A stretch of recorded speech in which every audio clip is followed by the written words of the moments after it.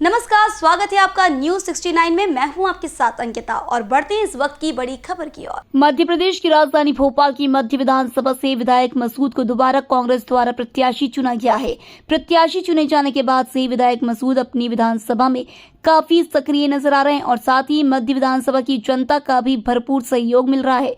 इसी तत्वाधान में भोपाल के कई समाज के जिम्मेदारों द्वारा आरिफ मसूद को वार्ड क्रमांक 22 के अलीम शादी हॉल में कार्यक्रम कर बुलाया गया, जहां समाज के जिम्मेदारों ने विधायक मसूद को आश्वासन दिया कि सारे समाज आपके साथ है और चुनाव के दौरान विधायक मसूद को भरपूर सहयोग देंगे। विधायक मसूद ने वहां मौजूद समाज के लोगों को संबोधित करते हुए कहा कि हमें मजबूती के साथ टिके रहना है, किसी के बहकावे में नहीं आना है।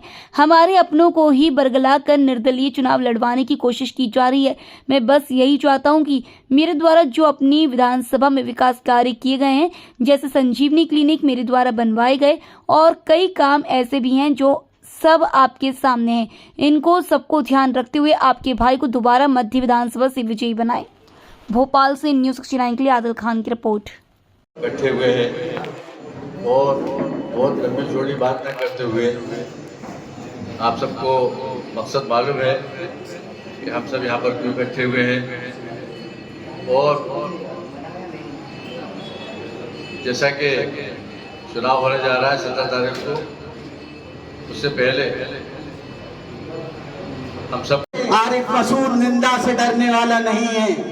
निंदा तो उसी की होती है जो जिंदा होता है। सारे जुगनू इकट्ठा होकर कह रहे हैं हम सूरज को नहीं निकलने देंगे। चिराग अमन की लो पे शबाब आएगा, सितमगरों पे अजाब आएगा। भाई तुम अपने कदमों को पीछे मत हटाना, इंशाअल्लाह तुम्हारे ही कदमों से नया इनकलाब आएगा। शाहनवाज भाई ने और सभी बुजुर्ग हैं और कई चुनाव आप लोगों ने लड़ा है। बुजुर्गों, दोस्तों और साथियों, ये चुनाव क्यों बहुत अहम जरूरी है। मध्य प्रदेश से भारतीय जनता पार्टी की सरकार की विदाई होने जा रही है। उस विदाई में आपका सहयोग बहुत बड़ा जरूरी है। उन्होंने मुझे मौका दिया,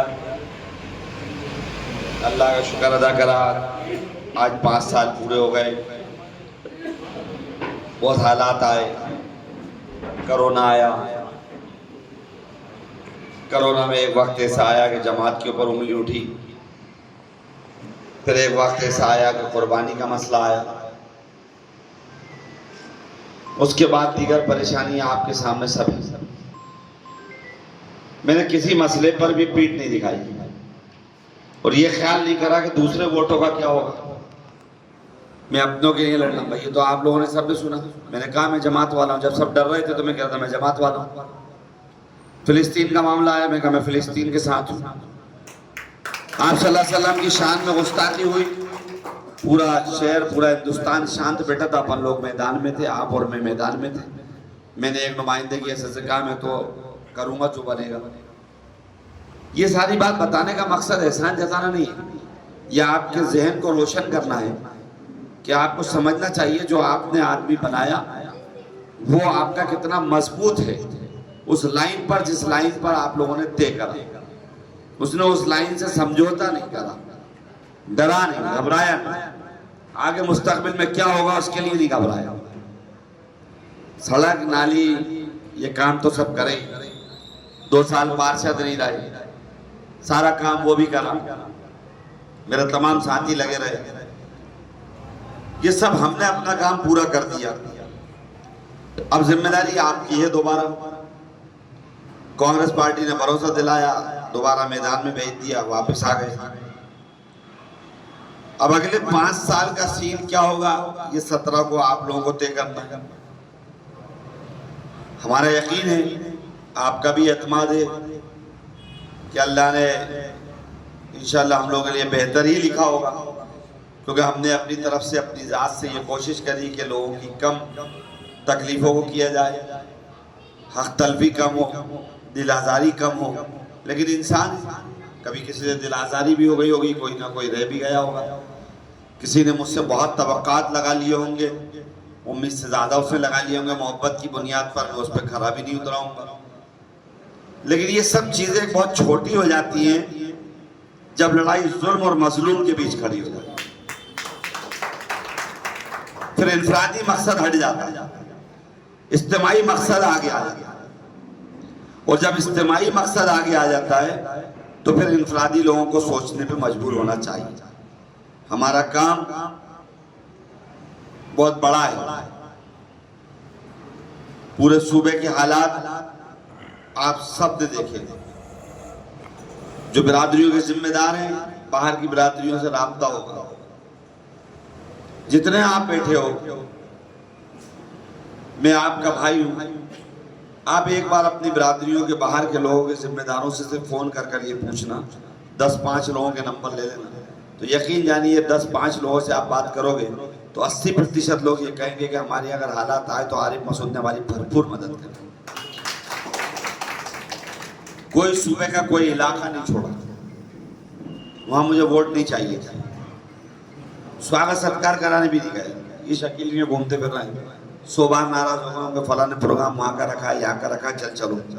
तो माला पहनने का शौक, भाषण देने का शौक, भीड़ इकट्ठा करने का शौक, रैली निकालने का होता तो उनकी मदद करी थी, चला जाता, नहीं गया। जहां जो पना मदद पूरी करी, लेकिन अपने लिए नहीं करी, इज्तिमाइयत के लिए करी, और ये कोशिश करी कि मजलूमों की आवाज़ पूरी ताकत से खड़ी हो जाए।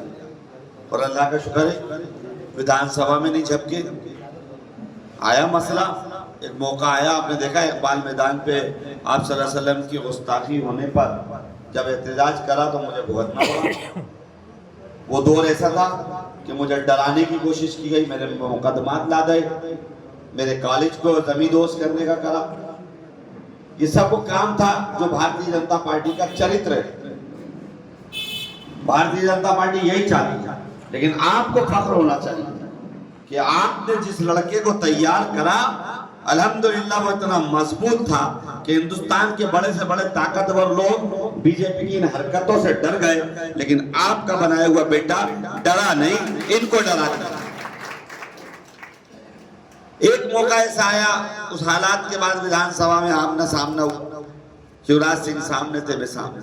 यहाँ बातें करना बहुत आसान है, विधानसभा का माहौल आप समझ सकते हैं। जो लोग विधानसभा के कर्मचारी हैं उनसे पूछो, आप एक अलग सीन होता है, और उस सारे सीन में एक अकेला आपका होता है, दूसरे बुजुर्ग हो गए, वो वैसे भी नहीं बोलते थे और कम ही बोलते थे, सारे हालात सामने थे। मुझे लोगों ने यह भी एहसास दिलाया कि समझ लो इनको देख के, कब बोलना है कब नहीं बोलना, देख लो, थोड़ा समझ लो। लेकिन मैंने नहीं समझा, क्योंकि मैं एक चीज समझ चुका था कि अल्लाह मेरी आखिरत बना दे, जब यहाँ से रुखसत हूँ तो एक एक का हक अदा कर दूँ, वो जबान मेरी चुप मत करना। और भारतीय जनता पार्टी से लड़कर ताकत से ताकत मिलाकर आपकी आवाज को बुलंद बनाए, पीछे नहीं हटा। अल्हम्दुलिल्लाह कांग्रेस पार्टी में अल्लाह ने हैसियत दी। पहली बार कांग्रेस की समिति में जब मेंबर बना, परसों वचन पत्र तैयार हुआ, मैंने एक खत लिखा कमलनाथ जी को और वहां पर दिया। मैं ये चाहता हूं कि ये सारी चीजें मध्य प्रदेश के सूबे की शामिल कर ली जाए। आपको बताते हुए खुशी होगी कि आज कांग्रेस पार्टी ने जब वो जारी करा तो वो तमाम चीजें जो मैंने लिख कर दी थी वो उस वचन पत्र में शामिल है। उसमें से कुछ बता दूं आपको। पूरे मध्य प्रदेश के अंदर झगड़े फसाद की बड़ी नौयत बनती है कब्रिस्तान। हमारे कब्रिस्तान खुले पड़े हैं गांव देहातों में, पैसा नहीं है बनाने का। हमारे लोगों के घर ही उस गांव में 10 या 15 या 20 हैं। बाउंड्री वाल बनाने के लिए 5-10 लाख रुपए 20 लाख रुपए का चंदा कहां से लाएं? वक्फ बोर्ड का हाल मुझसे ज्यादा आप बेहतर जानते हैं। 2 रुपए वक्फ बोर्ड आज तक किसी को देती नहीं है। तो ऐसे सारे कब्रिस्तानों की बाउंड्री कौन बनाए, ये एक बड़ा मकसद, बड़ा चैलेंज। 15 महीने की सरकार में मेरी टास्क था।